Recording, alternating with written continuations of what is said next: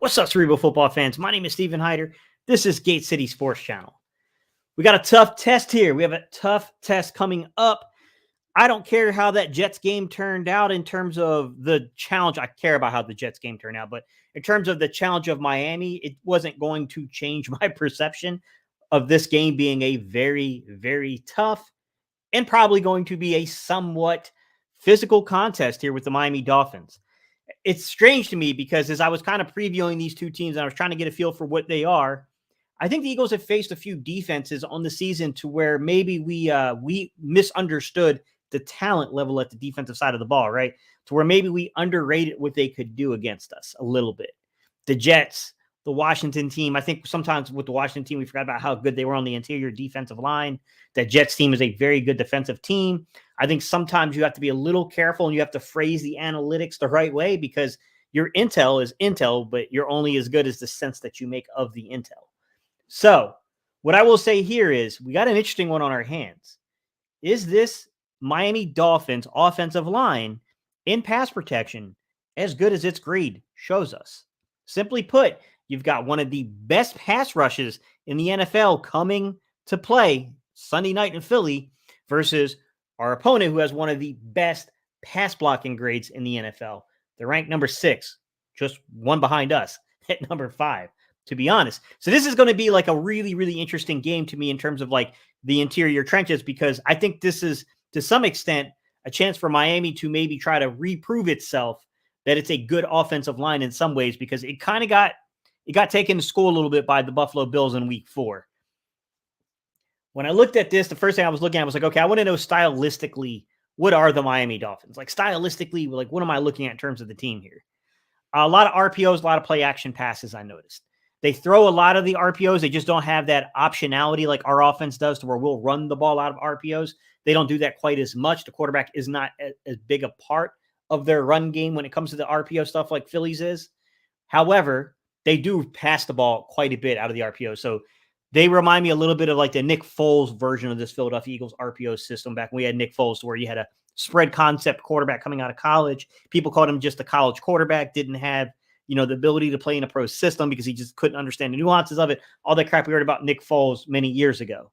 And then you saw that Doug and those guys built the systems, Frank Reich, and were able to win a Super Bowl off of it. I do think that their offense is a little eerie about that, to where they'll run the ball with the backs out of an RPO.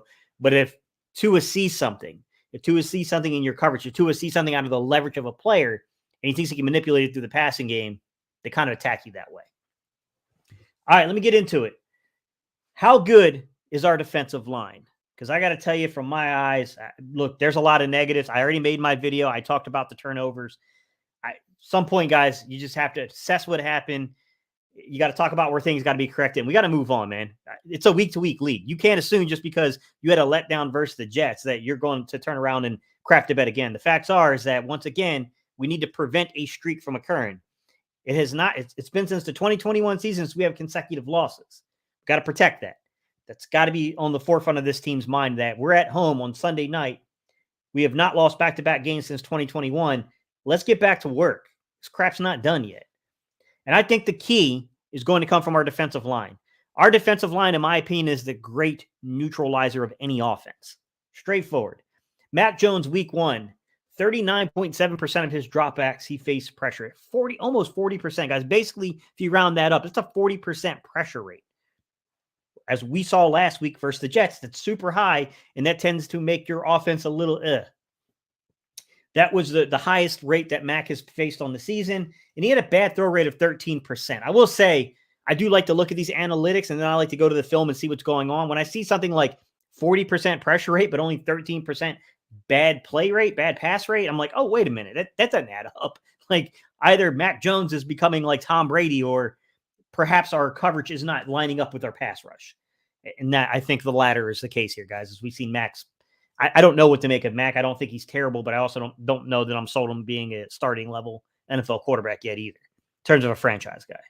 Week 2, Kirk Cousins, 21.7% pressure rate from this defensive line and a 16.3% bad throw rate. So we see a pretty big drastic tick up in terms of the bad throw rate.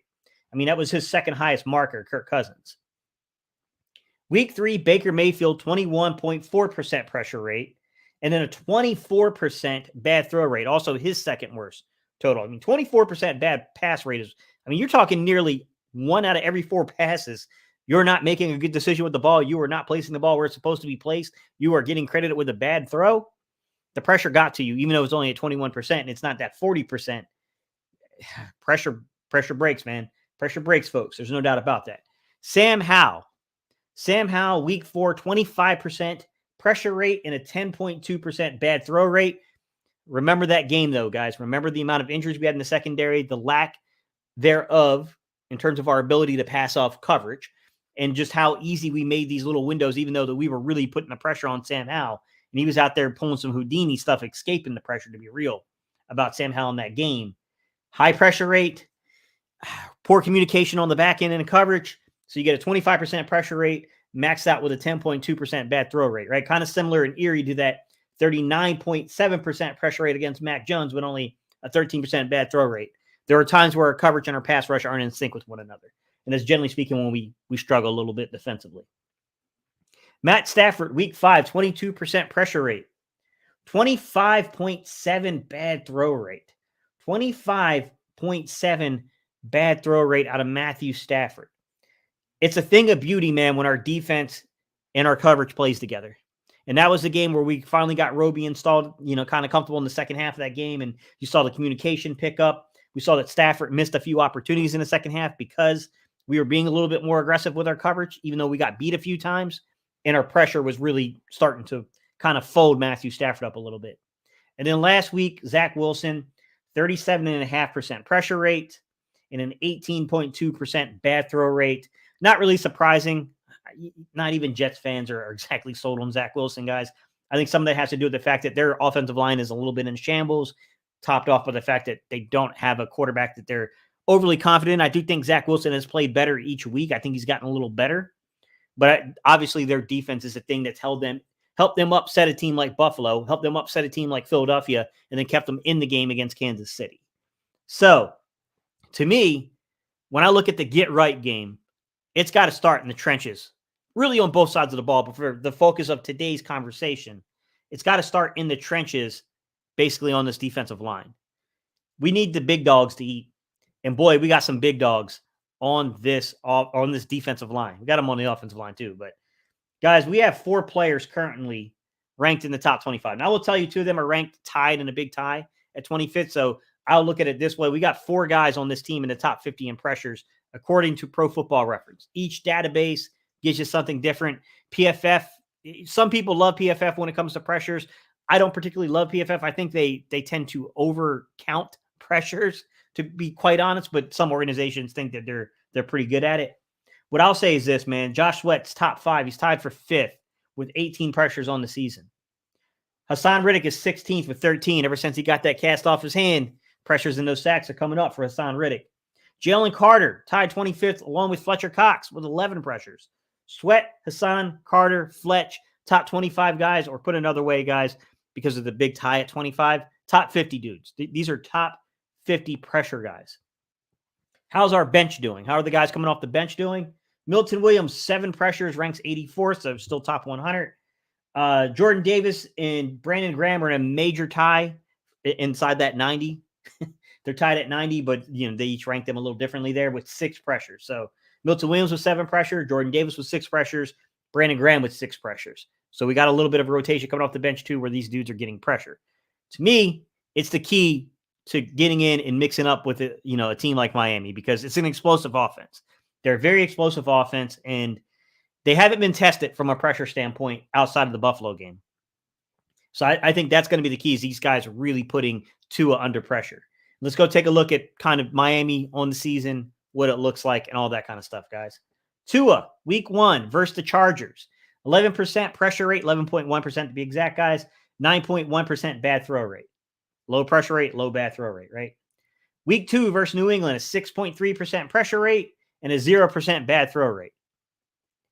Week 3 versus Denver, 3.8% pressure rate, 11.5% bad throw rate. Week 4 versus Buffalo, this is when they finally really got tested. 29.3% pressure rate and a 14.7% bad throw rate.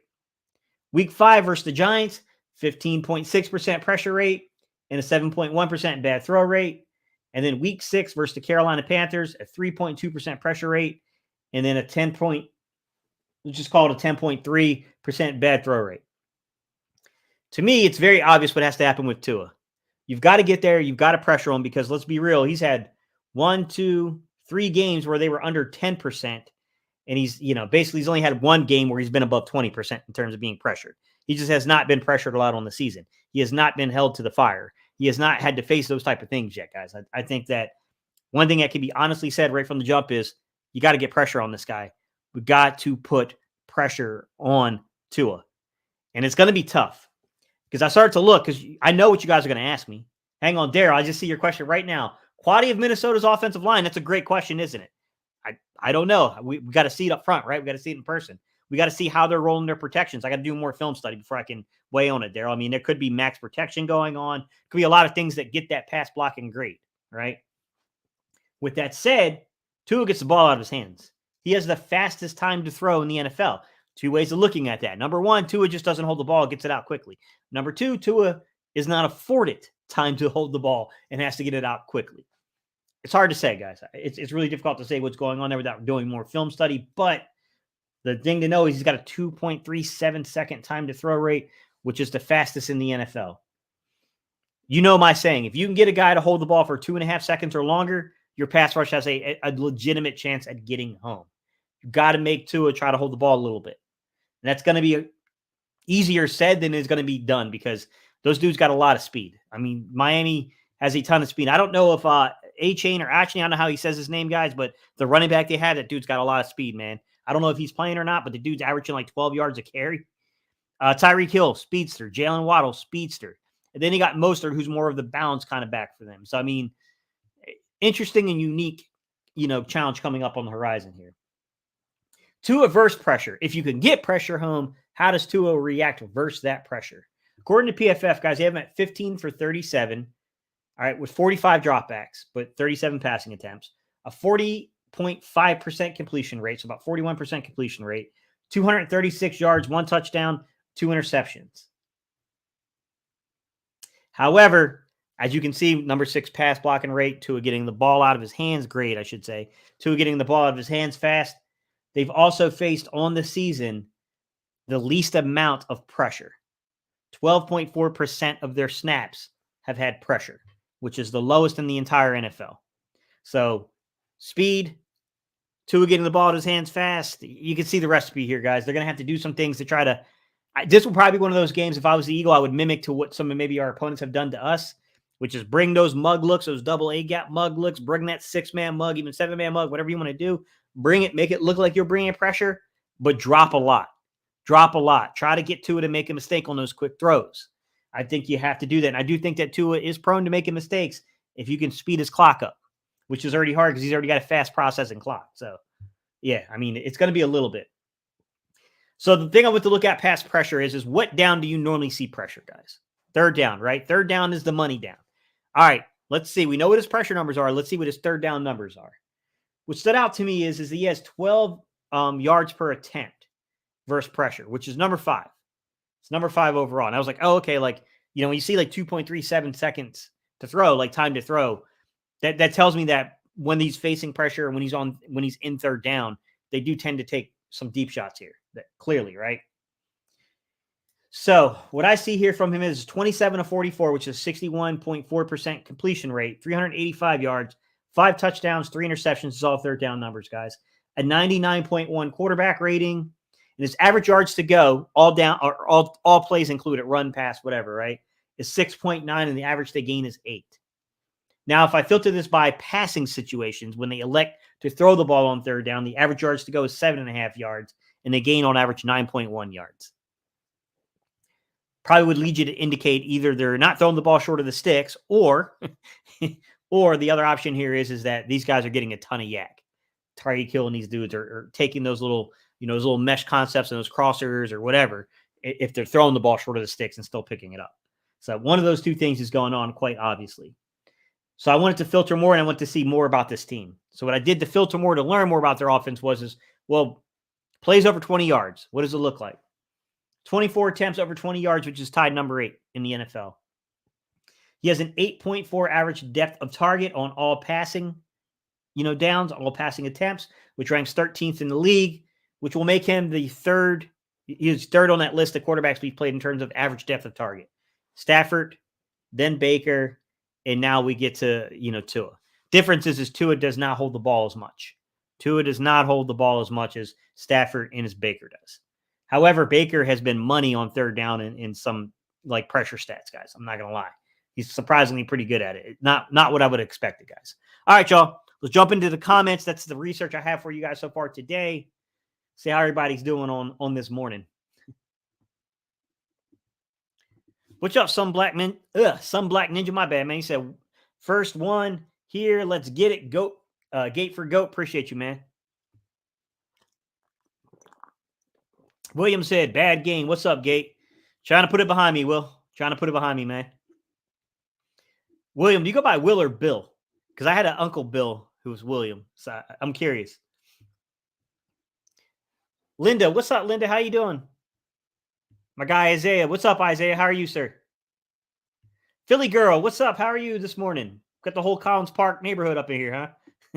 The whole Newcastle County gang. Please don't forget to hit that thumbs up button. Appreciate y'all, man. Fort said L's tick you off, and that's something to build on. Fort, I hope it is used as a learning, an instrument of learning as well. I mean, what else can we do? I mean, we didn't play the game. I don't think that we slept on the opponent, Fort. I'm not saying that. I think I've seen some takes out there that I don't necessarily agree with. I don't think we slept on the opponent, but I do think that we were out effort by the opponent. The Jets game was the first time I felt like on the season that, not that the Eagles didn't play physically, but I think we got out physicaled. It was the first time on the season where I felt like we got out physicaled. I thought Washington was pretty close with us in that game, and that's part of the reason why they were able to hang around, with Howe making some pretty good scramble plays and some really bad communication on the back end from our secondary. But the Jets game stood out to me as the only time on the season I really felt like we were kind of out physicaled in the trenches a little bit. Like I said, closer than what people might think when you look at the 22, but still I'd give the nod to the Jets. Eagles fan, what's good, man? How are you doing? My guy Daryl said, what do you think about the quality of Miami's offensive line? I'm curious to see how it stacks up too, Daryl. I don't know. To be fair, Daryl, I don't know. I have no clue if it's really as good as it looks, from the statistics, or if it's more so a function of scheme.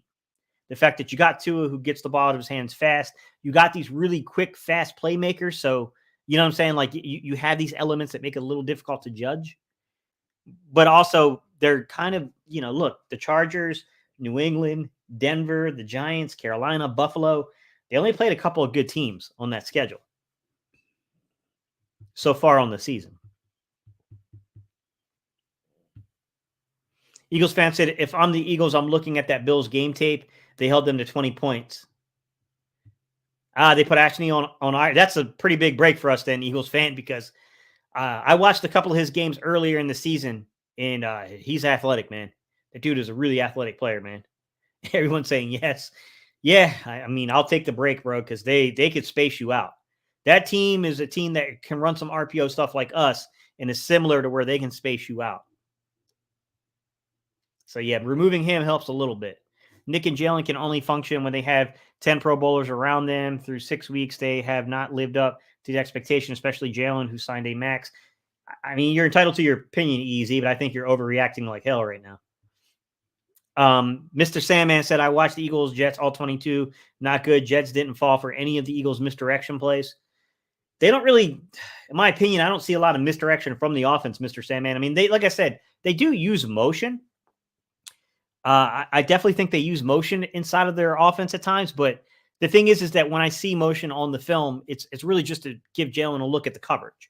It's not really meant to really deceive anything, right? It's not meant to like kind of carry anything out in terms of like getting leverage on the defense. So, I mean, I thought there were times to where I get like, okay, they're down some members of their secondary. We don't need to create the spacing. But when you're having issues to where they're dropping 7 in the coverage and rushing 4, right? I mean, that was the majority of their game plan, was to bring up pressure, make it look like they were going to bring pressure to you. And then at the snap, they would drop 7 into coverage, and then they would bring a 4-man rush, and they were just really beating Driscoll and the pedal on that right side of the offensive line. In my opinion, I think you should probably be trying to create some free releases there. You should be trying to get some things out quickly. They did try to do some things in the screen game, Mr. Sandman, which I agreed with them on. I think Brian Johnson had a couple of opportunities kind of taken away in the screen game. The Dallas Goedert play to where that ball got punched out and popped in the air. I really think that Goedert made a mistake there. I think Goedert was supposed to come back tight to formation there. I think he was supposed to reduce and come back towards the line of scrimmage, and then that takes that angle away. And now you just got an easy pitch and catch here, and you got a major gainer on that play. That was a very well schemed up play call. It just, the execution there was really bad. We've got to execute a little bit better on some things. And then I'll say in terms of like nitpicking the play calling a little bit, because I do think that not affording any kind of help to Jack Driscoll, I don't agree with it. It's not what I would have done personally as a play caller. And I'm not talking about committing. You can't commit, guys. We cannot commit tight ends in line. We cannot commit running back staying in when they're only rushing 4. You can't do that. However, you can chip. You can knock that guy with the tight end real quick as he releases out to his route. You can have the back chip him as he goes out into his route. You can redirect the guy inward. And I felt like they didn't do that enough. It's simple stuff like that. And then when you get down to like that 4th down call, which to be fair, there was an opening there to where we could have made a play. However, what I will say is this: when they're dropping 7 in coverage like that, I think that's where you need to create bunch formations. It's not about the matchup per se. It's about the fact that they're just throwing numbers at your passing game, right? As great as A.J. Brown is, right? As great as Devontae Smith is, as great as Dallas Goedert is, right? As good as I think Zacchaeus is playing. To me, that doesn't matter if they're getting numbers on you. So if they're dropping 7, 8 in the coverage and they're getting numbers in coverage, you can't do that. You've got to create free releases. You've got to create some deception. You've got to create some spacing for your dudes to work with. So that way you can get your offense into rhythm. And I think the larger issue with this offense is the philosophy, which is the big play rate. They're dead set on winning that big play rate. And I think at times I'm not saying they don't have a point from what the numbers say, but I'm saying that you have to be cognizant of what the defense is giving you. I would probably challenge them to go back in, restudy the analytics against teams that run certain percentages of 7 and 8 man dropbacks in terms of zones when you're trying to win big play rate. And tell me, when you look at attempts over a certain yardage, 25, whatever your marker is, when you're looking at that marker and you get over a certain attempt versus that type of prevent defense, what's the success rate? I don't think they're filtering enough in their analytics department, to be quite honest. I'm going to outright challenge them that they're not doing a good enough job of identifying when teams are dropping 7 and 8 in the coverage and how that will shift and change the success rate of big play rates, especially in the passing game. At that point in time, the big play rate is in the run game. The big play rate is going to be in making guys miss an open field if you take what the defense gives you and you dump the ball down and you get a guy that can shake free. I think there's some things here and there that are a little off, but I will say they game planned really well in the opening sequence. 2-back sets. They were doing a lot of things. They were using Scott and they were using, Swift together. I thought they did some things in the opening, but when we fell into the basis of our offense, it's that same stationary kind of offensive set where we depend upon the skill position players, our philosophy being we have better personnel than you. We're going to beat you with the personnel. Cool. If it's one-on-one, you got a point. If we got man coverage on us, you probably got a point. We're probably going to eat them up. But when they start dropping 7 and 8 in the coverage, I mean, come on, man. It's still going to be 1 versus 2 and 1 versus 3 at times, depending on the zone you're throwing into. They need to reconsider things. They need to go back to the drawing board. And I don't think some of these changes, guys, I'm going to be honest with you, just how it works from a coaching perspective. Some of these things can happen a little bit at a time. You can implement little subtleties a little at a time. And over a course of a few weeks, it can look a lot different, but it'll take time to get there. But the big cue is they got to make it to the bye week. That's when you can really reshape some things. They got to get past, they got to win these 2 games, get to the bye week. And then, okay, now you're sitting here to where, okay, we're in a good shape. We know we got a tough schedule coming up.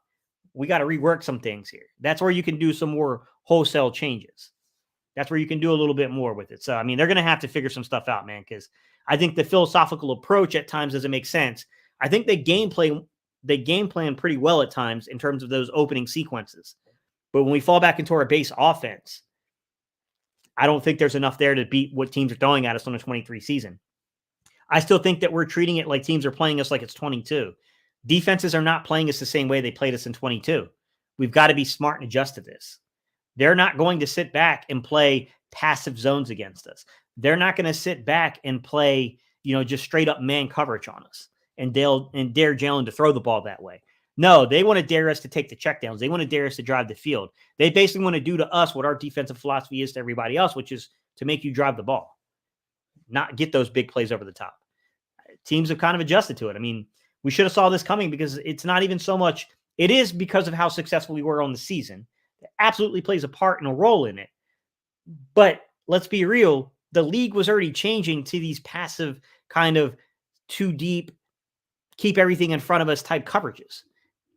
That was the shakeup in the entire league. So, I mean, I definitely think that we need to get to the bye week. We need to survive it. We need to get to the bye week, and they need to reconceptualize some of the offense here. We need to readjust to the way defenses are playing us in 23 and not expect defenses to play us the same way they did in 22. Green Mingman said, difficult loss, but it feels more of an anomaly than a current trend. You have to give credit to the Jets defense that they executed better than our offense. I thought their defensive line was really physical. I'm not going to lie.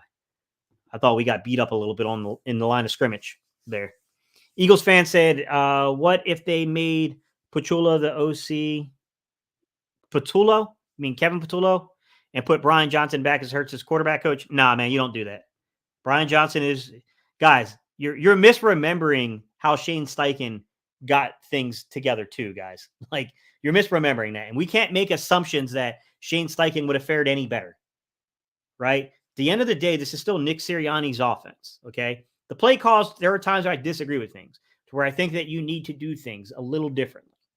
But overall, guys, we had a consecutive streak of like 4 straight weeks of 400-plus yards of total offense. A.J. Brown's now, was it 3 or 4 weeks in a row with 100-yard receiving, like 120 yards receiving? Like, it's not as negative as people are saying.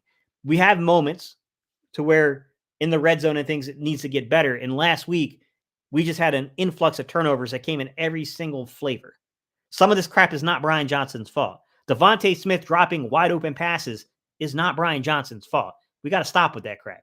I'm not saying that what is Brian Johnson's fault, what is Nick Sirianni's fault, is not adjusting when you pull Lane Johnson out and now you got a guy who's nowhere near the same skill level, but you're going to treat your offense as if that's the same guy still out there playing right tackle. That is their fault. That led to a lot of the problems we had in the second half. That part's got to fall on the coach, and that part's got to fall on the play calling. But there's some other things I've seen out there from people that just, they don't have experience calling plays, don't have experience designing playbooks, they don't have experience doing these stuff, installing offenses, and they're commenting on things that they don't know what they're talking about.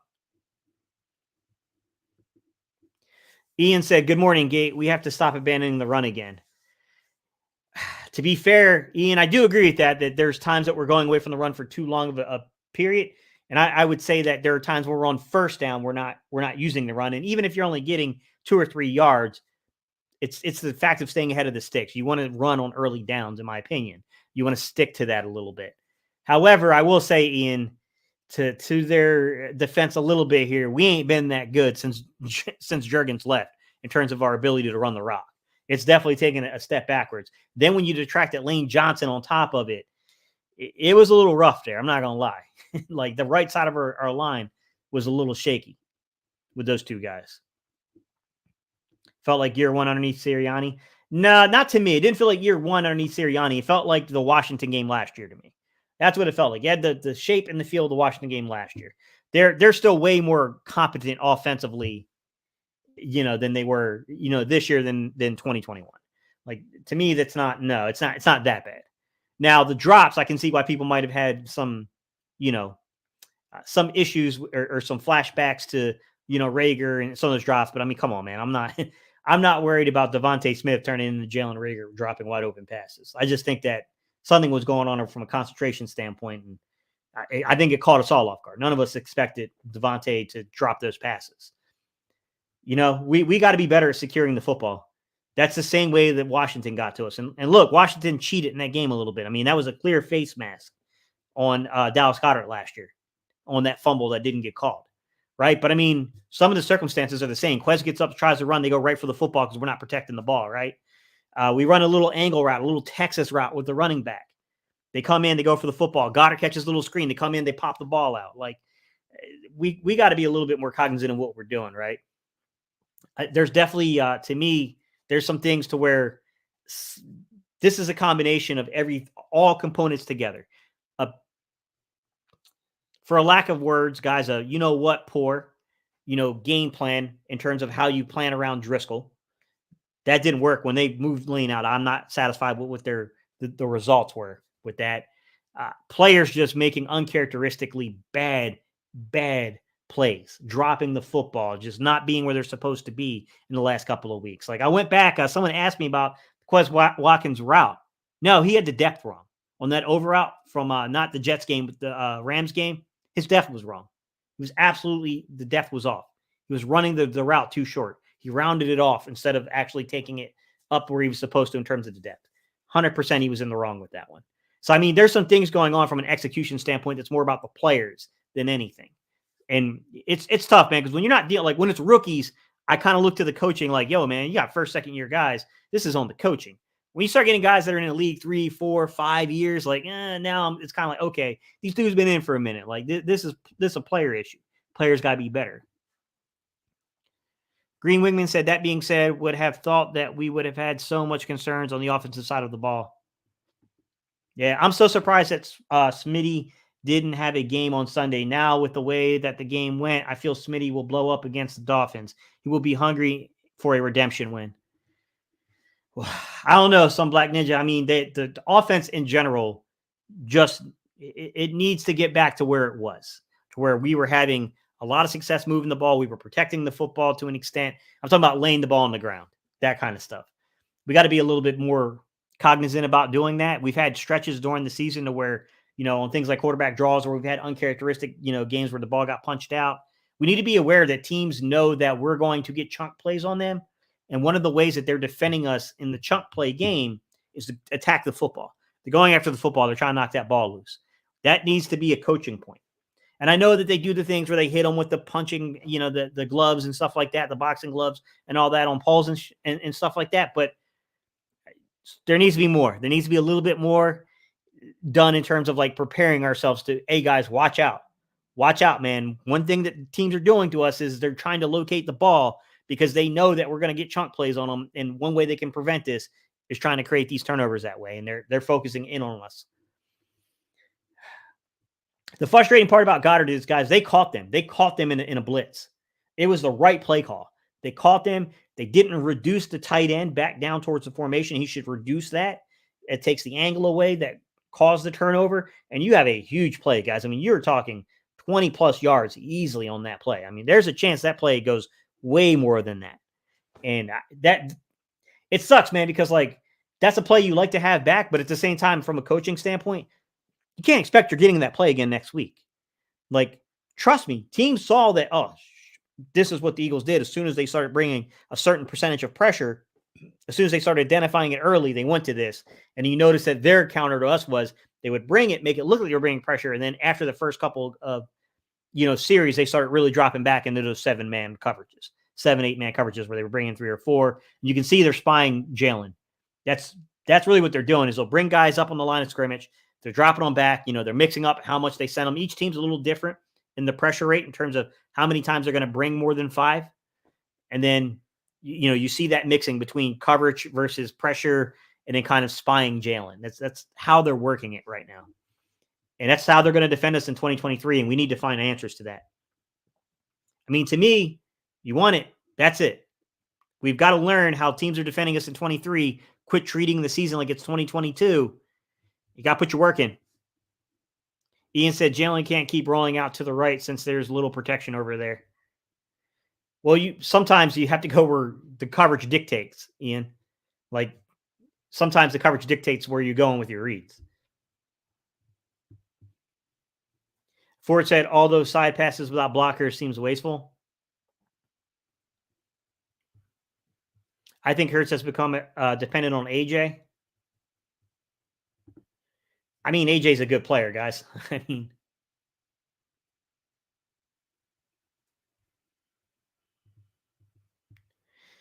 Easy said we had 6 men against 4 last drive. That's a win for the defense anytime. If Lane is out, how do we beat Miami? The frustrating part, Easy, is if you, I don't know if you have access to the 22 on Game Pass, go to that play and watch Gainwell.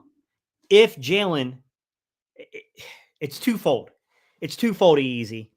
If Jalen is comfortable to sink his footwork and get the ball out, there is a point in time where Devontae is open on the post. It is there. It's just that Jalen was late on the throw and it had no shot. But I agree with the general premise, which is, man, they dropping 6, 7 in the coverage. We're trying to hit these vertical shots. They're not there. Like, that's the frustrating part is when you watch the film, if Jalen comes down off of that, moves the pocket a little bit, and just leads Gainwell, you got a major gainer there. I mean, we're probably in field goal range at that point, or pretty close to it. They got to come out. They got to come away with figuring out how to actually take what defenses are giving them. I can't do it for them easy. You can't do it for them. It's got to be done from the players, and it's got to be done within the coaching room. They've got to harp on this more. I mean, the way you do this is in the film room. They've got to harp on the opportunities we're leaving. They need to have somebody in the back office who's studying the potential amount of yards we're giving away, the potential amount of points we could be giving away. They need to have someone who can figure out the success rate and percentages of these things, and then bring that up in the film room and get this into the hands of the players, because there's entirely too much being left on the board because we're trying to get too vertical. It's just like, I mean, they're not being realistic to the way teams are playing them. I think that like 2021, we would have these opportunities for the vertical shots, but the timing and everything would be off. In 2022, we ironed that stuff out. We absolutely set the league on fire. We burnt them because they didn't think we could do it. They're not being aware to the fact that from 2021 to 2022 to 2023, defenses have adjusted. They know that Jalen is a really good vertical thrower of the football. They know he will beat you over the top if you're not careful. Got to play on schedule now. We need to start playing on schedule football. It needs to be, okay, that read isn't there. They're dropping this amount into coverage. It should be open right here. This is the window. And I heard people saying like, oh, well, they're matching us. They're matching us. They are zone matching at times. I agree with that statement. But I'm not going to lie to you, Easy. I saw a lot of freaking spot drops last week. So they were just dropping to a spot, if I'm being real.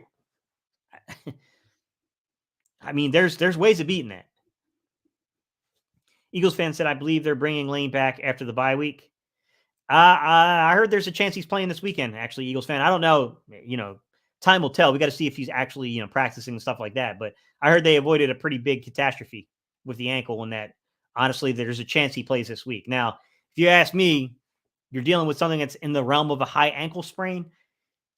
I think you can game plan. If you know and you have the week's reps to get Jack Driscoll or insert player name, it doesn't really matter to me. If you have the game, the week of preparation to get ready for the game there, I think you're going to be a lot better than what you were against the Jets in terms of protection. With that said, I mean, they got to figure something out, man, because we're not very good when Lane's out of the lineup. What's up, John? How you doing, man? He says, preach it, brother. The offense looks like they are trying too hard to feed the squeaky wheels every week and trying way too hard to feed AJ. To be fair, though, AJ's the only one catching the ball consistently, John. I mean, I don't know what they do because AJ is the only one that's really making consistent plays right now. Devontae has the ability. I would probably – I'm not a big person who believes in like trying to force the ball into people, but I think when you got a guy as talented as Devontae is and who's kind of in a little bit of a slump, I might try early on in the game plan, in those early, possessions. I might try to get some stuff into Devontae. I got to get him out of that rut. And, AJ understands. AJ's fed for 3 or 4 weeks now. So, I mean, you can go to AJ and look, man, we got to get this guy out of the rut, man. And then you fall back into your offense a little bit. They do need to design some stuff for him because they need to get him up and out of it. Easy said they said he could play this week, but I don't believe it. I don't know, man. It's hard to say. Daryl said, is Driscoll really better than Steen? Yeah, more. It's hard to say, Daryl. I mean, more than likely, yeah, because you're dealing with a guy like, I think some people are underestimating how hard it is to come off the bench cold as an offensive lineman because you don't have a week's preparation to get used to the drops of the quarterback, his steps. You don't have, the route development, the timing of the plays and all that kind of stuff. Like, not to mention, like now, what I'm saying? Like you're coming in the game cold. It's not easy to do. With that said, you don't really ever know the true answer to that question until you see guys in action. You know what I mean? Like you have to see them in action, to be honest. I'll say this. I've seen Driscoll play a heck of a lot better than what he played last night. or I'm sorry, than what he played Sunday afternoon. I've seen him play a lot better than that. I don't know. It was not a very good look for him because he got taken a little bit in that game. I'm not gonna lie. There was a couple times on the film to where it's it wasn't even really worth pulling it up, guys. I mean, he got beat. I mean, there's just nothing to dissect there. Like my guy got turned around.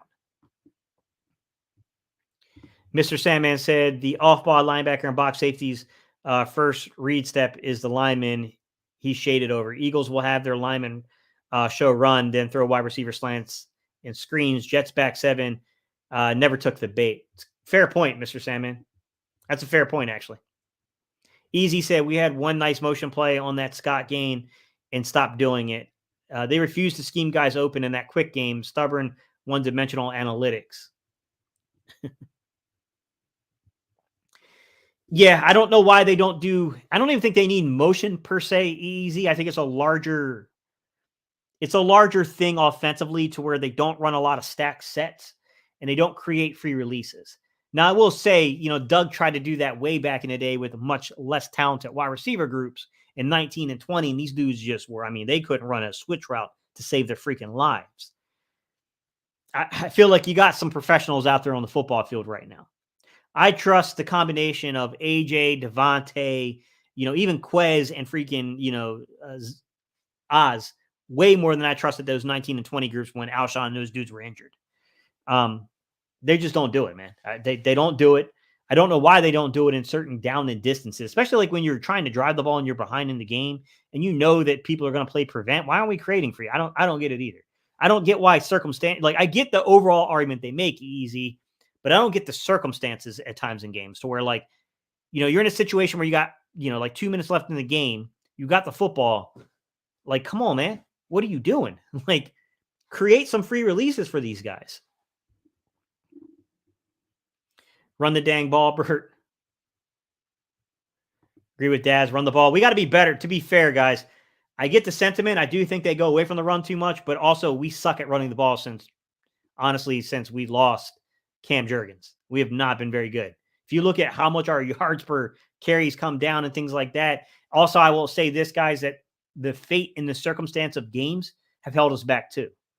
Like when you can start getting those 2-3 possession leads, the Eagles are going to lean into their run. They're going to tire the defense out. And when the defense gets winded, that's when those numbers tick upwards in terms of the yards per carry.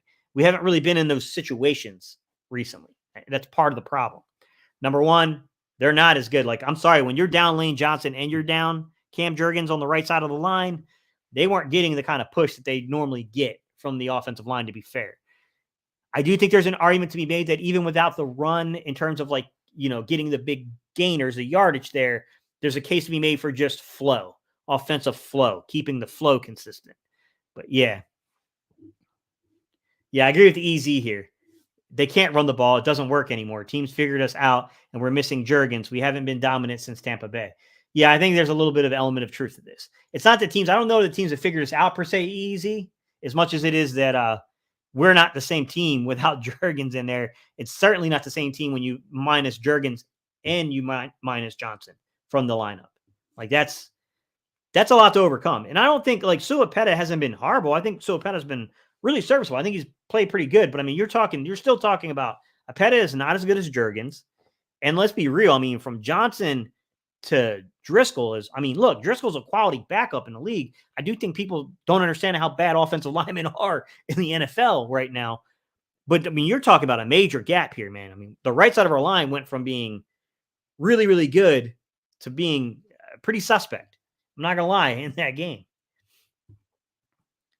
Some Black Ninja said, I feel Jalen needs to do what Jalen does. If he doesn't like the way the play looks, he needs to take it himself or change the play to his liking. Your thoughts? That'll get you benched 100 times, man.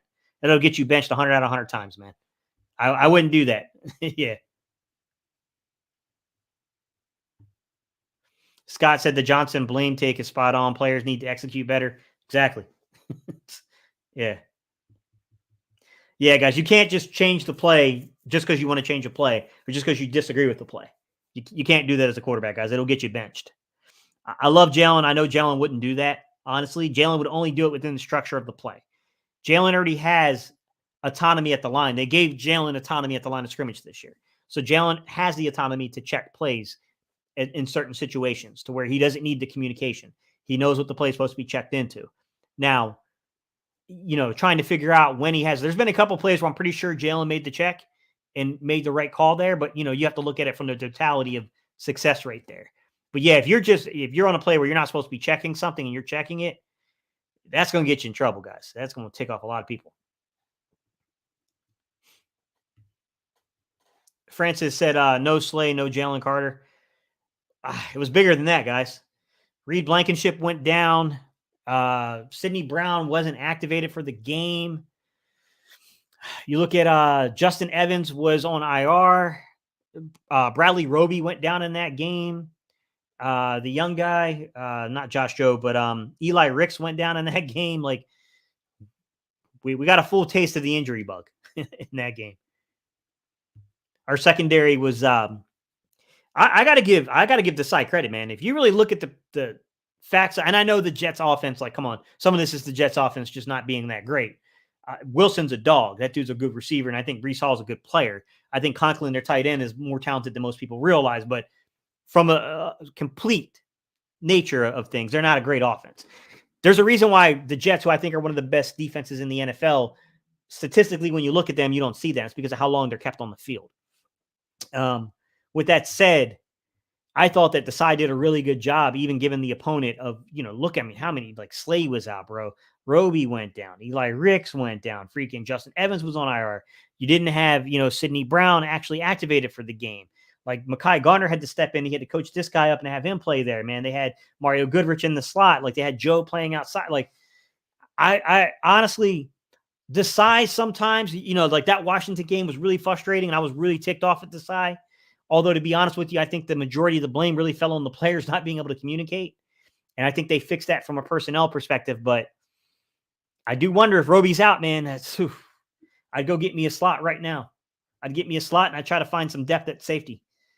Because Roby really made that defense, made it watchable. Like, man, it's tough, man. It's tough if you can't communicate on the back end, guys. You can't communicate on the back end. We're basically dude.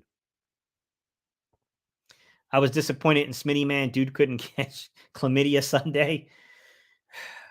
Smitty's such a good player too, man. I didn't see that coming, man. I didn't see that coming. Like, he's such a good player, and that was such a disappointing, game for him, to be honest. That Goddard NT was also on a PETA, was a slow block. That, to me, though, easy. That's Goddard's got to be more aware of where he is on the field. Jalen probably should have brought him in once he didn't do it. He probably should have been like, yo, Goddard, reduce, bro. What are you doing? Reduce to the formation. You could make the argument that they didn't want to do it pre-snap on the reduction. They didn't want to reduce pre-snap because they didn't want to tip what they had to tip their hands. But I don't think, even if you didn't do it pre-snap, then post-snap, he didn't reduce enough towards the line of scrimmage to cancel out that angle, basically. Like, and it's frustrating because Goddard's a veteran dude at this point. Goddard's been in the league for a minute. Like, they got to be better at some of these things, man. These little finer details. These are things that, like, they're really fine in details, but, man, they make a big difference easy. You're talking about if he reduces and he takes that angle away, that is a big-time freaking gainer. It's just such a subtle thing that would have made such a big difference in terms of an effort play from the defense, getting the ball out of your hands versus the offense just mowing people down the field as you run. It is what it is, guys. Mr. Salmon said, I know Stoutland is a stickler for proper technique and execution, and he won't play a rookie O-lineman he doesn't think is ready. Driscoll is a veteran, but he's really struggling. In that game, he struggled. Mr. Salmon, I'm curious to how he would play with a full week of reps, though. I want to be a little cautious with this one because, number one, like, for God's sake, Mr. Salmon, they got to get this guy. Chip. I get they can't commit keeping a tight end in. They can't commit keeping a back in on 3 and 4 man pressures. That's ridiculous. I get it, man. I know you're like, Gate, I would love that as a defensive lineman if I can affect. Well, you played nose, Mr. Salmon. You told me you played linebacker and nose. You played the Mike linebacker spot and nose tackle later on. If you can affect them to where they're keeping extra blockers in versus a 4-man and 3-man pressure, you've definitely won. But they can chip, man. They could have definitely had, slot receivers They could have had tight ends. They could have had backs just absolutely chip, push the guy inside, and then release. He was getting, I don't know, man. Daryl said he might not have been a rookie, but he dang sure played like one. Sorry, Daryl, almost got demonetized on that one. I see a team that looks tired, like they played 20 games last year. Kansas City looks tired too. I think they're getting surprised by the way teams are playing them, to be honest, PI. And I think it's taken them a long time to adjust to it. Like, it's got to get to the bye week, man. It's got to get to the bye week because they've got to be realistic to the way teams are playing them in 2023. They are not going to sit there and let you get 4, 5, 6 freaking plays above 20 yards in a game. You might get 1 or 2 of them. We got dogs out there in A.J. Brown, Devontae Smith. We might get 2 to 4 a game just because of pure talent alone. But these teams are just like, there are certain teams that are just absolutely refusing to sacrifice coverage. Straightforward. They don't care if they give Jalen Hurts 5 seconds to throw the ball. They're not going to sacrifice the coverage on it. Now, because they're spying, I think they need to unleash Jalen a little bit because they're playing spy on them. If we start breaking the spy to where that spy can't get Jalen down, then I think you start changing it a little bit. I think the narrative's got to get flipped a little bit. I think the approach has got to get flipped a little bit if you're an opposing defense. Let's see what they do, guys. AJ has been on a tear, and the Dolphins know this. They will be focusing on him in the passing game, and I feel Smitty can get his chances to help this team out with a big game. I mean, there's talent everywhere on this team. I think that's what makes us so tough to defend, honestly. Some Black Ninja is like, yeah, AJ's been on a tear, but I mean, I could see Devontae getting his stuff together, and I could see Devontae going on a 3 or 4 game streak of 100 yards receiving too. I mean, those dudes are talented. Goddard is just like, I think we need to be a little careful of the rate at which we target him on 3rd and 7 plus. Goddard is definitely the safety blanket for Jalen. And I think we need to be a little bit more mindful of that because I do think that that's one thing teams have clearly picked up on. They know we're going to target Goddard in those situations. So they're either taking him away in terms of the coverage and then we're having to go other places with the ball, or we're trying to force it at times on 3rd down to Goddard. They got to get better, man. Like teams across the league are playing Josh Allen, Patrick Mahomes, Jalen. They're playing some of these guys differently, especially keeping coverage back and then trying to spy them. That's what they're doing. Mr. Salmon said, I would add some more up-tempo plays to keep the defense off bounds. Hurry up. But the Eagles have been more focused on time of possession, which is helping the defense stay fresh. Pick your poison. I think you could definitely pick it, though, like Mr. Salmon, when you're coming out of the half. When you know the defense is fresh. That's a place where I think you can go in. Once you get a couple of plays going, then you go all out on them. Like, pick your spots to do it in. But I definitely think that could help them. When you got a long, sustaining drive, you're already over 8, 9 plays. You know what I'm saying? You've already eaten 5, 6 minutes of clock. I think then you could kind of hit them right in the middle of that tempo. Hit them right then and there. You do one final line change, and you hit them with the tempo in that situation. I think you could pick your poison with that. I think you could do that theoretically and still maintain the balance you have to keep that defense fresh, which I do think you're making a nuanced point, which is, part of the reason our defense has been playing pretty dang good is the fact that it's pretty dang fresh on every single down. Yeah, that's definitely certainly part of it because, we've been pummeling teams in terms of time of possession.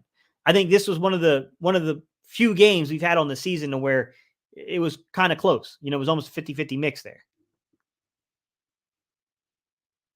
Jalen gets super uncomfortable versus pressure. It's a weakness that people don't discuss much.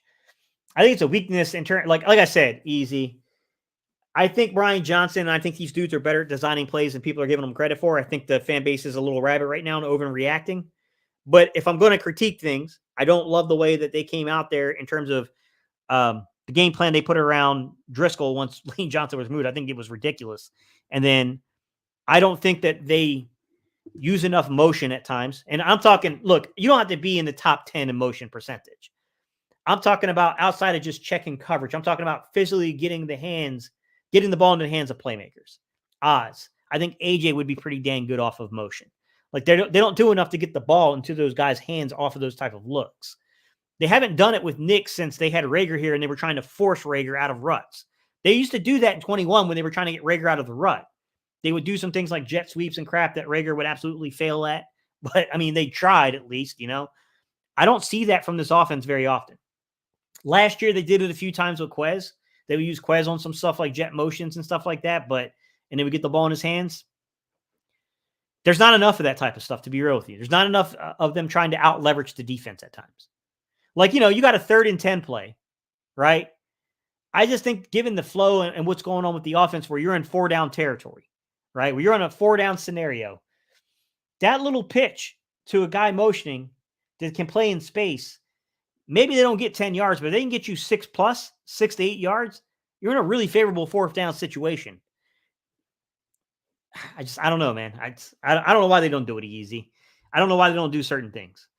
In terms of pressure, it took them forever. I mean, I will say Brian Johnson is definitely running more in breaking routes and running some hot stuff versus pressure, hot read stuff. You can see that kind of built in a little bit more than we saw from Steichen, but I still think it was a little slow for us to kind of get to that stuff. They still were trying to, throw a lot of those tunnel, and like tunnel works versus pressure. It does tunnel and in bubbles, but we do it so much that it's just easy to predict it versus certain looks. I would like to see them, kind of figure some stuff out a little bit more. I think they need to build off of it a little bit more. You replace the defender with the football. If you're going to bring a 6-man pressure and you're overloading the right side, then I'm going to replace your defender on the right side with the football. I'm going to throw it right behind you.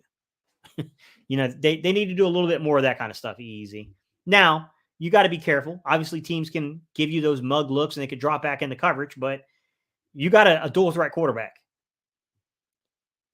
I think they need to knock teams out of doing this because that's how they're defending us easy. They're mixing, like I said earlier in the video, guys, they are mixing up how often they'll bring up that pressure look, and they're mixing up how often they bring it versus how often they drop it. Every team's a little different in terms of the percentage they want to play in that system. The Vikings game was a very interesting game because I think we faced the most 8-man drops that we faced in the season. And we also faced at that time the most 6-man pressures we had faced in the season. It was a weird anomaly like that, right? You know what I mean? We've seen Tampa Bay kind of played around like that. We saw that Bill Belichick in week 1 was doing some things from the pressure looks to where he would make it look like he was going to bring pressure. He would drop it. We saw last week they were doing that same thing. We've got to find a way of getting Jalen isolated on a quarterback spy and absolutely taking advantage of that. Drive them crazy chasing him around the field if they're going to do that. If they're going to drop out of the box and drop 6, 7, 8 yards out of the box with our, I do know that I get some of it easy that our offensive line isn't healthy yet, but take advantage of them, man. I would take advantage of them. I would take advantage of that situation. I know people don't want to see Jalen Hurts run, but if they're going to play us like that, that is a pretty effective way to get around it. That's an effective way to get around it, in my opinion. Linda, I am so sorry. I just noticed this. Linda with the $50 super chat. Linda, thank you so much. It's very generous and it's greatly appreciated. She says, I don't think people understand the insight you offer into the Eagles. Really a breath of fresh air compared to listening to talking heads talking about player personal lives. Thank you, Linda. I appreciate that. I do my best. And I do my best to get people on here that I think can provide insight. I do my best to get those guys involved.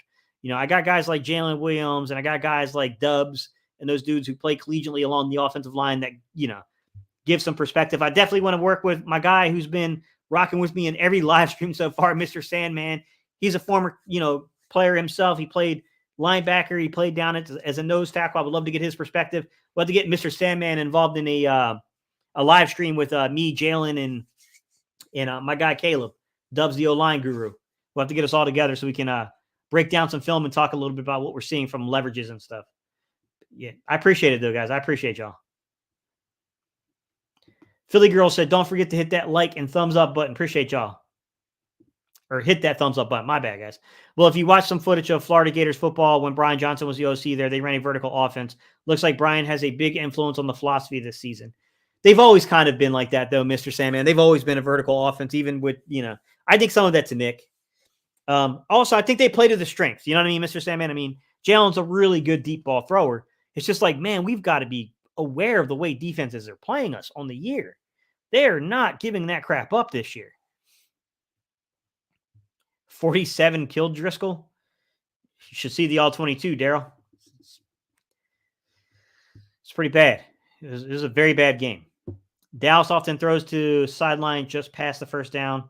Eagles rarely do that. The Jets. I'm not gonna repeat that part, Dank. Daryl, that 41 was Huff. Sorry, guys, I'm trying to catch up a little bit. Carlos said it's a good thing that we lost, in my opinion. I don't. I was hoping we still won the game, Carlos. I'm not going to sit here and say I wasn't hoping we won the game, but I do think that a shakeup. I was hoping we still came out of this with a win, but getting physically tested the way the Jets tested us, and I was hoping we could still stack those wins because we would have still been the only undefeated team. We'd have had a 1-game lead on the 49ers. We'd have had a 2-game lead on Dallas. Like, yeah, man. Eagles fans said we made Craig James look like an all-pro. Easy said Niners lose and we can't take advantage against a practice squad secondary. That's what drives me crazy. Yeah.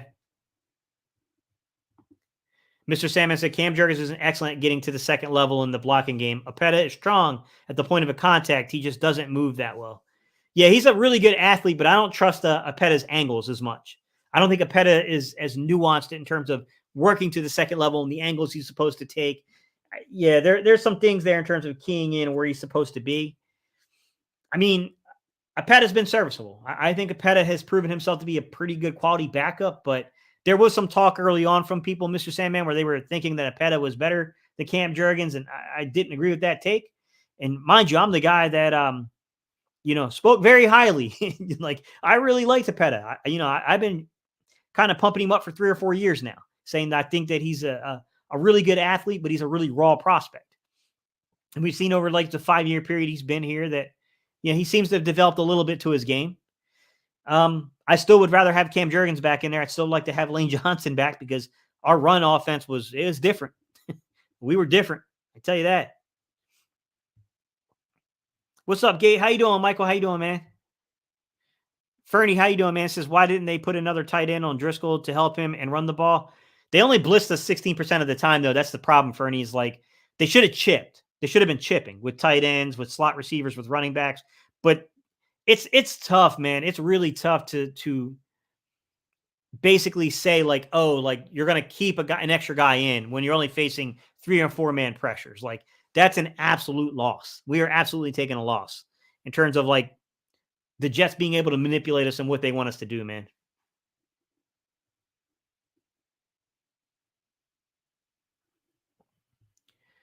Jose said, isn't it the OC's job to make adjustments on the fly, even if we're down a couple of players? I mean, yeah, of course, Jose, but you also got to speak to reality, man. Like, come on.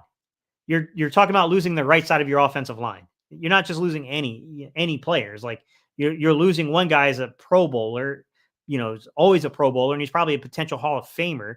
And the other guy is a very, very good player that, was absolutely making your run game ferocious out there. So we didn't just lose dudes, man. We lost really good dudes. We lost really good players, man.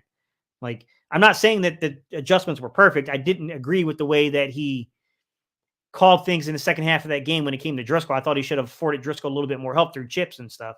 But I'm also not going to sit here, Jose, and act like he didn't draw things up that didn't get open. Yeah, he did. We don't execute all the time.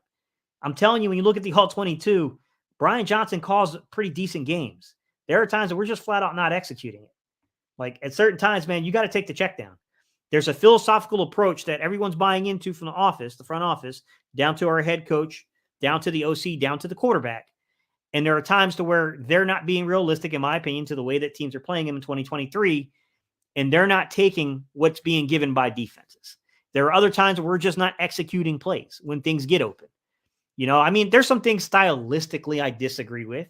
I don't think that we do enough off of motion looks to get the ball into the hands of a playmaker. It's a little subtle thing I would like to see, redone.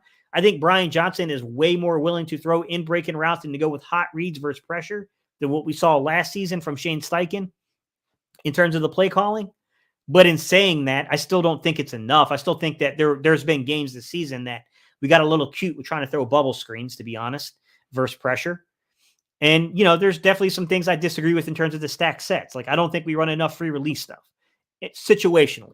I do think that I do think that Nick and Brian and these guys have a point about our personnel should be better than pretty much anyone on any given Sunday. So we don't need to do a lot of that, eye candy stuff. However, situationally you do, when you're getting 7-8 man drops, where they're dropping 7-8 in the coverage, that's when you do need to start trying to create some free releases on like money downs, like third down and stuff. But the problem is, Jose, is when you look over everything, this team is really great on third down. It's really great at controlling the clock in time of possession. It had 3 or 4 consecutive games of over 400 yards of offense. It got suspect in the red zone. When the field condensed, they weren't executing, and that was a big problem. They executed last week in the red zone, but we turned the ball over. I mean, we were moving the ball up and down the field, Jose, to be fair. We turned the ball over. That was the problem. Even on Jalen Hurts' pick that essentially, in my opinion, is the thing that ended the game, it kind of rules out the fact that we did convert a third down on that drive. We did move the ball down, and then Jalen made a really bad, flawed read trying to get the ball into the guy that he's comfortable with there in Dallas Goedert, and they saw it coming. So, I mean, to me, you had a bad read from Jalen, which is uncharacteristic. Jalen doesn't normally do that. There's been 2 plays on the season where I can really think in my head where I thought to myself, like, well, 3. I'll give 3 plays to where I thought Jalen did a really bad job with it. There was the early on in the season, you had essentially what is a dagger concept to where A.J. Brown was supposed to clear the route for Devontae Smith coming behind it. A.J. didn't get enough separation, didn't push down the field vertically enough to create the separation. They gave us a double mug look, backed out into coverage, and then undercut the ball. A.J. never saw that backer coming out of that B gap and threw the ball right to him. Then you had the one that was down on the red zone a week or 2 ago to where A.J. threw a similar play, threw it back shoulder, got a pass interference call on it, and then he tried to do a similar concept later in the game, but didn't read the leverage of the cornerback correctly. Should have pushed the ball to the back of the pylon, not short. Shouldn't try to throw it back shoulder. The defender was in perfect position to defend that. Ended up getting the ball picked there, and then last week, obviously the play, that pretty much ended the game. Those 3 plays stand out to me as like, okay, like those are 3 true interceptions. A lot of these things have just been fluky turnovers. Ball, look, ball gets hit, his arm gets hit, ball gets floated in the air. That's just, look, your pass protection is not lining up to the route progressions. I mean, that part of it's true. That's a little fluky. You look at the situation with Dallas Goedert. That's a big time fluke. I'm not saying there's not design stuff there. Like, I thought that they should have reduced at the either post snap or pre snap. They should have reduced the tight end. Now, if you don't want to reduce the tight end pre snap because you don't want to tip your hand at what you're doing, I get it, but you have to reduce post snap. Dallas has to come back closer to the line of scrimmage. You've got to take that angle away. You've got to make sure you're setting up your blocks. That's setting up your blocks on a screen pass. We've had these problems where guys are missing their markers, right? I mean, the week prior, Quez Watkins, it looks like Jalen sails a ball. And I thought, from the TV coverage, I thought he sailed it too. I got to ask in here last week, did I think Jalen sailed that ball? Did Quez really run a bad route? And I said, from the TV copy, it looked like Jalen sailed it, but I haven't put that play underneath the microscope yet. Well, I did over the weekend. That's supposed to be 18 to 22 yards. An over route should be 18 to 20 yards deep. He's at 15, 16 yards, which creates the sail. That's why the ball is sailing over his head. Like, there's some things, you got guys like Devontae Smith dropping wide open passes. You know what I mean? You got an A.J. Brown play, and I'm not throwing shade at A.J. Brown because A.J. Brown's just been spectacular the last 3 weeks, but A.J. Brown has a play that's a touchdown if he just runs through. He didn't expect the ball to come to him, so he pulled up on the play. Jalen sees that he's actually got separation, throws the ball, and now we're missing because Jalen doesn't run through his route. That's not the play caller, man. Like, I'm sorry. Like, it's a mix of things. Like, I'm not saying that we've been perfect, but I think some of you guys are way overboard on play calling right now. When people criticize Johnson, they're actually criticizing Nick. His playbook is too simple. He has an entire offseason to add new wrinkles. Jake said, we need Brian Johnson design better play calling, put Devontae Smith in jet sweeps to get him involved. Jets defense is elite. They're a good defense. They're definitely, I think, one of the top 10 teams in the league defensively. I know people looked at the numbers and they thought that we were just going to have our way with that team. And I was like, man, sometimes you just have to look at the personnel and say, like, from a personnel perspective, man, there's probably a little bit more behind those numbers. There's probably a reason why this is happening. That was a cheap shot on Reed. I actually agree with that, Eagles fan. I think they got penalized for it, though, too. I thought they called that on them. Easy said, what's your new answer for the blitz next game? Get back to hot routes, wide receiver screens. I thought they did a good job with the screens, Easy. I thought it was smart play calling. I don't know that we executed it as much, and I think that stands to reason that we don't do it enough in season. So when we fall to it, you get what I'm saying? I would like to see the running backs get involved in a screen game. I haven't seen a running back screen in quite some time. I would like to see that just little dump off. Let them come up field on you, because the one thing about the running back screen game that works really well easy is if you back out, if you look like you're bringing pressure, then you back out. I have enough time to see you do that now. With a tight end screen where they're coming, like they got Goddard kind of split wide and then they're reducing him back to the line of scrimmage, you may not have enough time to see that kind of develop, right? But on a running back screen where I'm going to backstep a few, let the defensive line come back up onto me and set it up, I actually got time to see that.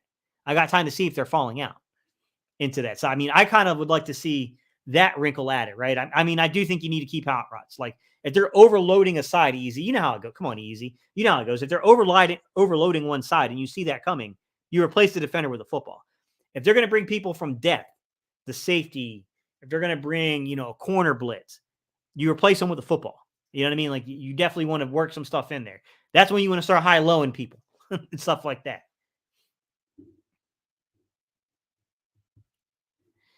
CJ said, I think Jack will. Eagles fan said, if Carter plays Sunday night, we will beat Miami. He makes a big difference to me. Yeah, look, defensively, these dudes are eating, man. This defensive line it's freaking good. Sweat's tied for 5th in the league in terms of total pressures, according to Pro Football Reference, with 18. Haason 16th with 13. And then Jalen and Fletcher tied in a big, I don't remember how many people it was, like a 10-person tie or whatever, and 25th with 11.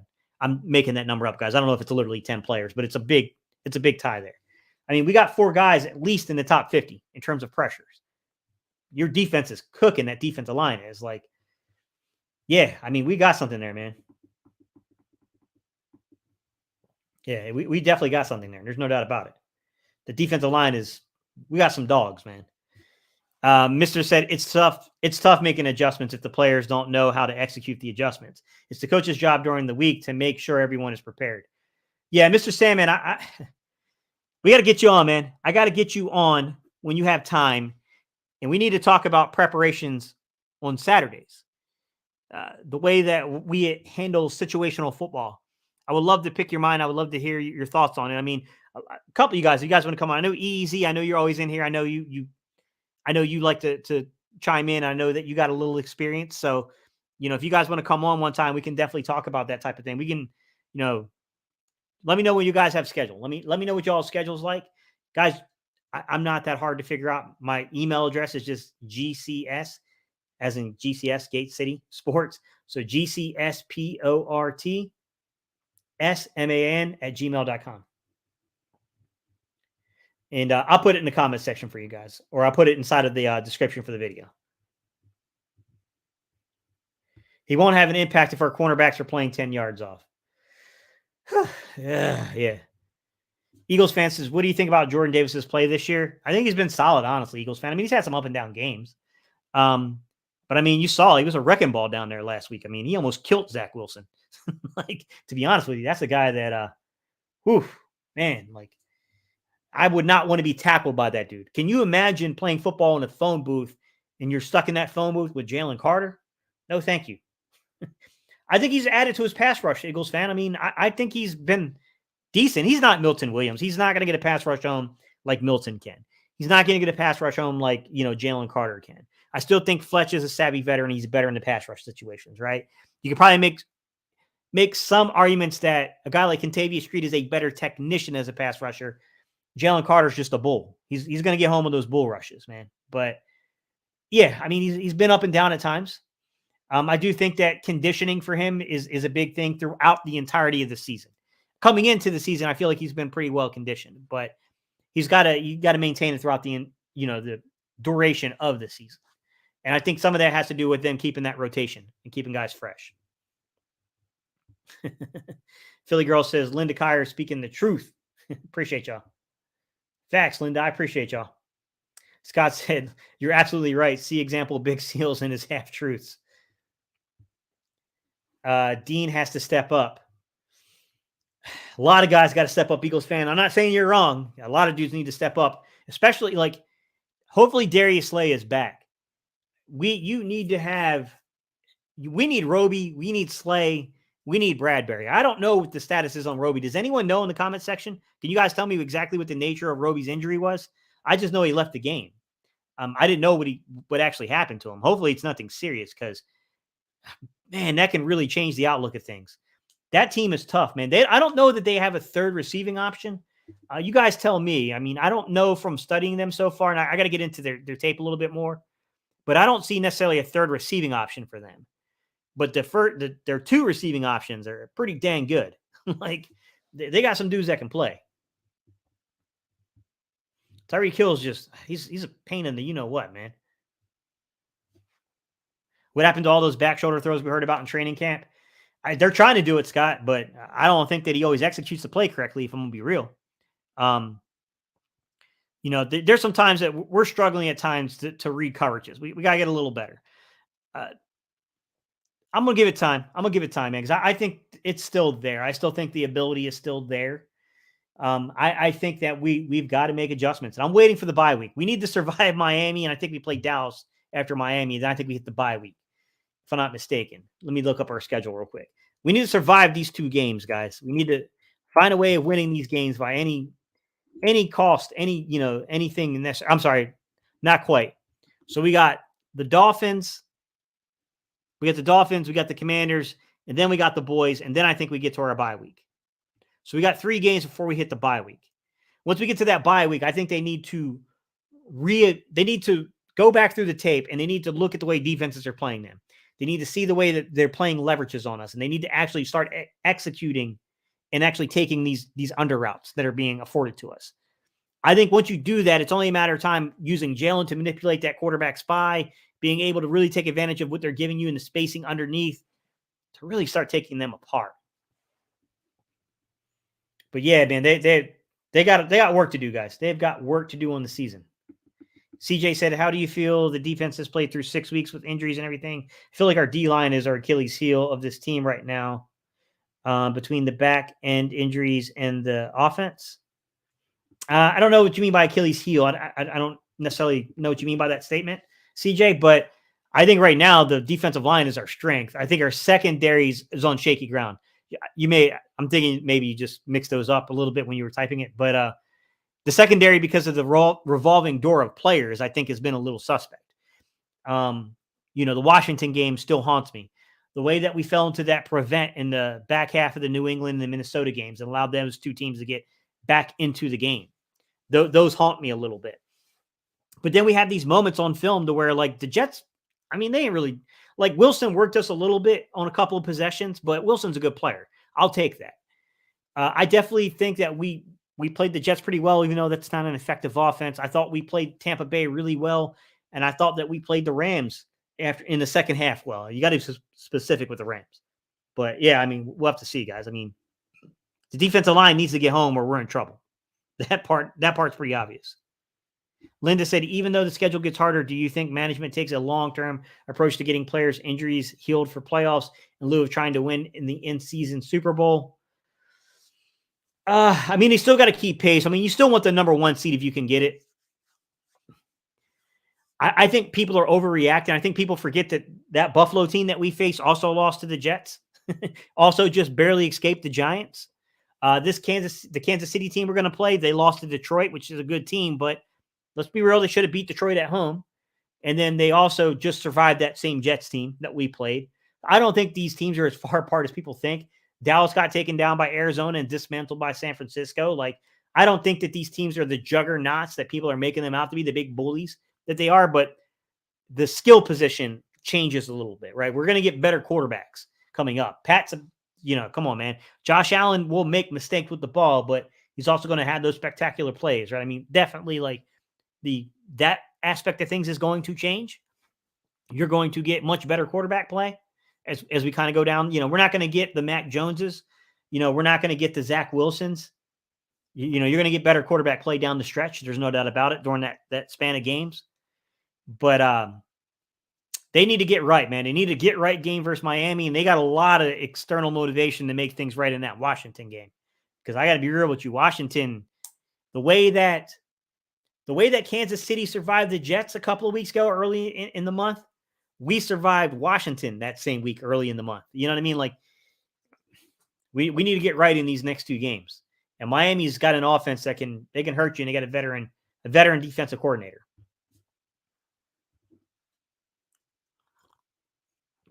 That's one of Jalen's worst games, and Smith did not help with them drops. Shaking my head. Yeah, I agree with you.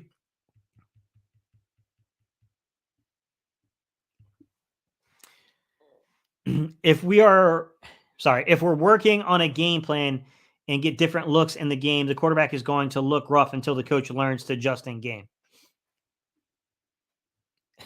Amanda says, should I begin panicking? Thanks.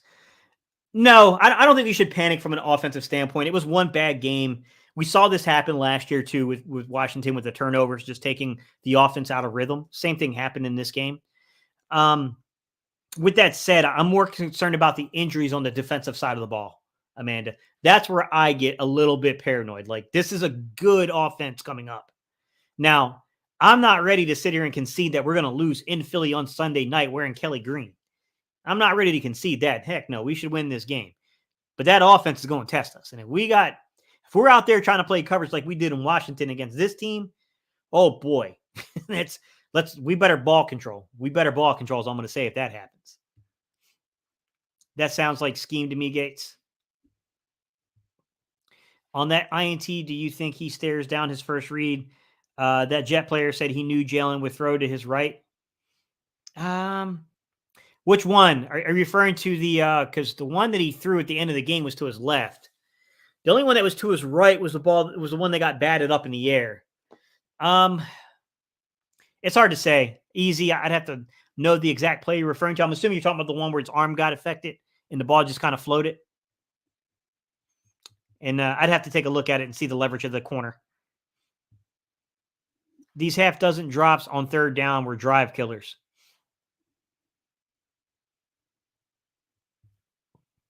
Exactly what happened to all those rockets we were running with Devontae until Quez came back.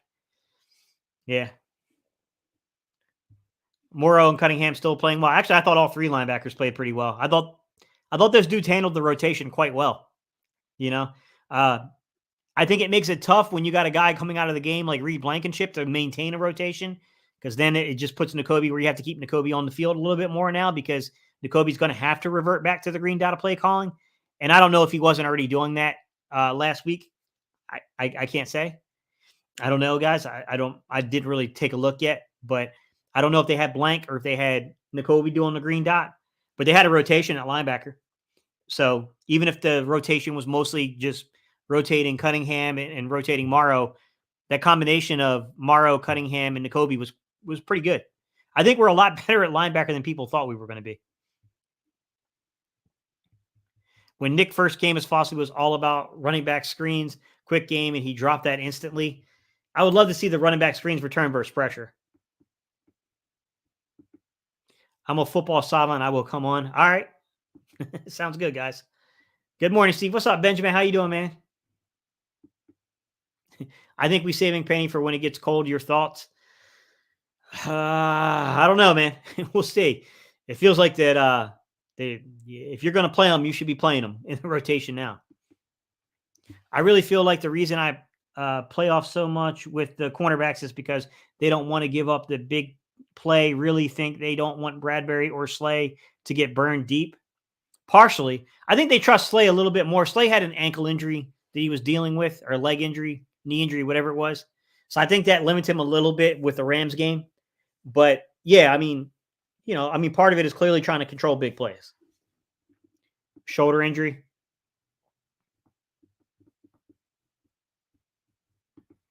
Howie was scouting cornerbacks around the league, which tells me Slay and Roby will be out. They saying shoulder, but nothing new. Ah, crap. Roby has a shoulder injury. Come on, man.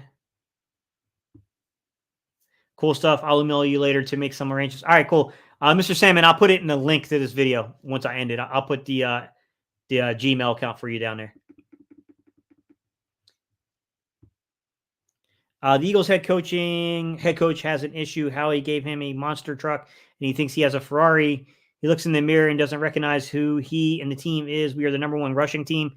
To be fair, Benjamin, that was before we lost the right side of the offensive line, though, to be fair about that. I still think that they need to be more balanced at times. but we have not been that since Juergens went down, to be fair. We've been struggling after that Tampa Bay game in terms of the run game. Steichen and Johnson was front and center at Zach Wilson's pro day.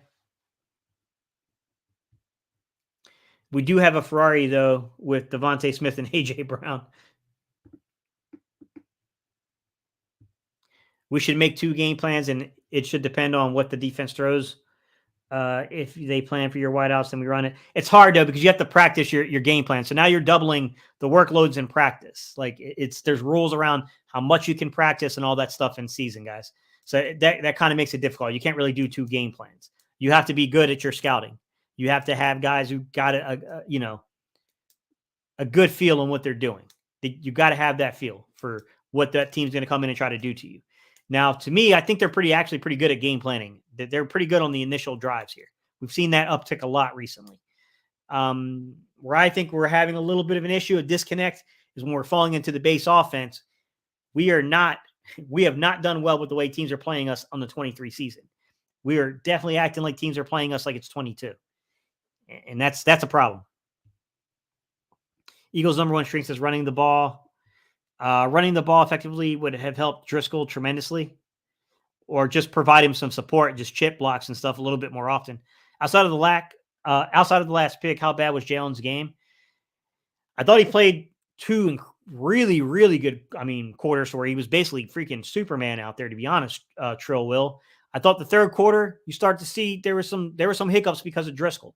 You could see things were starting to come apart a little bit. And then in the fourth quarter, you saw it kind of come apart a little bit. It wasn't all Jalen's fault. This was a complete team loss from an offensive perspective. It was the complete remake of the Washington game to me, to where when we lost it last year, you turn the ball over 4 times, you're going to normally go down with an L. Play calling was suspect at times. I generally think Brian Johnson's actually a way better play caller than people think, but I'm not going to sit here and say that Brian Johnson did anything to help Driscoll out, especially situationally down around the goal line and on third downs. You should be chip blocking here. You should be doing something to move that guy off of Driscoll a little bit, help him out. I didn't see that. That's something that you got to make that adjustment. You got to make that adjustment there. You don't have Lane Johnson out there. Outside of that, I'll say that, you could, like I said, I don't think the run game has been the number 1 run game recently, but you still have to keep balance. You have to keep some semblance of, if you don't take it away, if you open up wide lanes across the middle of the field, if you start playing 3-2 techniques, you don't play anyone on the nose, you don't commit to the run a little bit, we're going to take advantage of you. You got to do some things like that. I do think that they need to be a little bit more consistent in the second half of games. Even when it's a 1-score game, you need to run the ball on first down. Amanda said, but our passing game is super fire if it's in sync. Additionally, not deploying your number 1 running attack takes your leverage off the board. Matt Wright of the Jets player on 3rd interception. Oh, right. Got you. I thought he misread the leverage easy. I thought what he saw was he expected the player to carry with that vertical route. Okay. So I think he felt like if he did that, he was going to be able to throw it kind of off to the side there and to be able to get him to come back and get the ball. He's trying to hide it away from the other player. That ain't what happened though. It ended up almost in a bracket, and then you got to take it, man. I think he made an assumption on the leverage of the corner that wasn't right. I also think it doesn't help you're throwing off your back foot instead of stepping up.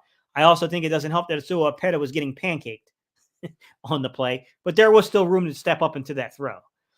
With that said, you could have also just backpedaled out of that, looked at Gainwell and saw Gainwell easily probably has a first down. But yeah, they don't always take what the defense gives them easy, and that's a big problem. Not taking what the defense gives you is going to lead you in a problem. Would it be a better D if we played our cornerbacks up in man more than zone and gave the D-line an opportunity to get home? I know it's the new philosophy to not give up the deep ball, but it's frustrating. Believe it or not, John, we're actually one of the higher man percentage rate teams. We are kind of doing that. And we're at times we kind of get taken up. You play man enough, you will get beat. That's the way it is. It's hard to win man at certain percentages. With that 141 left in the fourth quarter, we were fourth down and threw the pick six. Why not punt in that situation and make Zach Wilson go 80 yards? Did they mistrust the secondary? Linda, that's an excellent question. I definitely think that they should have definitely. I don't know if it was third down or fourth down they threw the pick. I can't remember, guys, but I will say that they mistrust. They clearly trusted the offense more than the defense on that, which was to me ridiculous because I would have taken my chances with Zach Wilson driving the ball 80 yards to beat me. And I think some of that kills us because even on the pick, if Jake Elliott hits that field goal and we're up 17-12, I don't think we just allow Breece Hall to run into the end zone.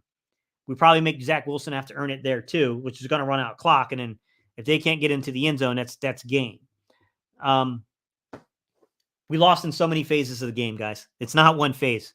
We lost in several phases of the game. Although, to be fair, I don't think defense was one of them, man. Yeah, I don't think offense was one of them, man. Or defense, the defensive line in particular. Sorry, my bad, guys. We knew that it was going to take a few weeks to figure both sides of the ball out.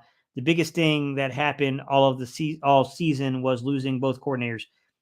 Johnson still hasn't figured it out. This offense should be, in all reality, uncoverable.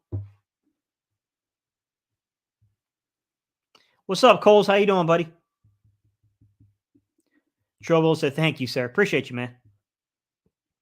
Always play to your strengths and dominate them. And the run, Malott and Dickerson are still there. Ironically, the most productive plays were on the left side.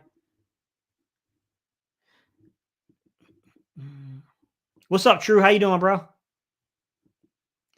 Mr. said the Jets player claimed they showed one coverage and knew the quarterback would go to his tight end running the hook pattern. They claimed they knew Hurts read progression. I love Nick, but he has to figure it out just like in 2021. Is Terrell Edmonds any good? I mean, at a roll, Amanda. He's good at a roll. But, I mean, you don't want him being a main coverage safety. He's good where you can minimize how much you have to use him. He's athletic as crap, but he's not necessarily the greatest technician in terms of coverage. And then, sorry, that's my phone ringing. And then outside of that, guys, I think they need to do a little bit more in certain circumstances with using him in the box, man.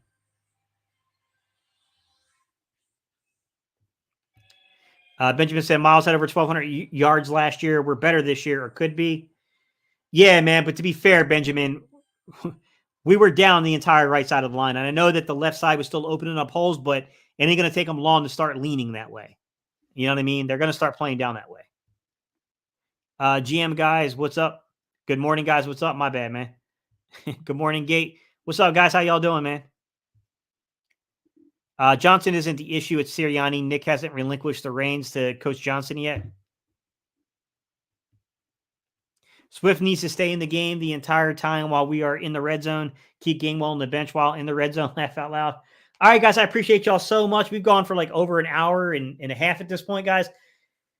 I stuck around longer because I could tell you guys needed the therapy. I could see some of y'all need to get it out.